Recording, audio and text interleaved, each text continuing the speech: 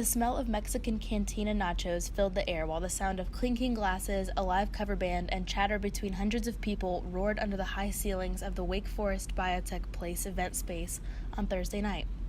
Tables displaying paintings and silent auction bidding lists parted the middle of the room, creating the chance for locals who'd paid $75 for their seat to bid on locally made art, crafts, and spa packages, all in the name of raising funds for an organization that was at a breaking point just a number of months ago.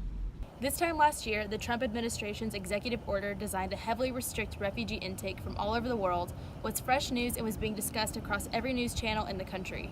The order not only banned incoming refugees from specific countries, but it also cut funding to refugee resettlement organizations that help families set up a life once they've been placed in the U.S. One of the local resettlement agencies, World Relief Triad, was about to face some heavy cuts if they didn't figure out how to make up for the gap in funding. In response, 9 women volunteers who had been working with the organization decided to team up to throw a gala that would educate people on the importance of refugee resettlement in the Triad, but would also show the deficit they were facing. One of these women, Christy Robinson, spearheaded the mission after getting involved with World Relief following the media coverage of the Syrian refugee crisis. I first got involved with World Relief when I saw the picture of the Syrian refugee, and that picture changed my life. And I got in contact with World Relief Triad through a neighbor, and I became a Good Neighbor team leader, and I've welcomed 2 refugee families to Winston-Salem. After becoming friends with the families she began placing, Robinson saw the importance of volunteer involvement and decided to do something about last year's deficit.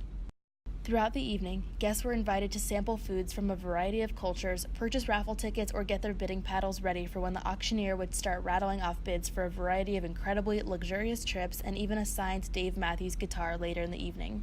I hope to communicate that somehow with this event, that monetary donations are part of what we're really hoping for tonight, so we can keep the wonderful employees that have this extremely important knowledge. They have this experience and this knowledge base that needs to be respected and maintained, and that we rely on them as volunteers just to no end. Although the night was exciting, these 9 women kept bringing the attention back to the families and the people they were fighting for.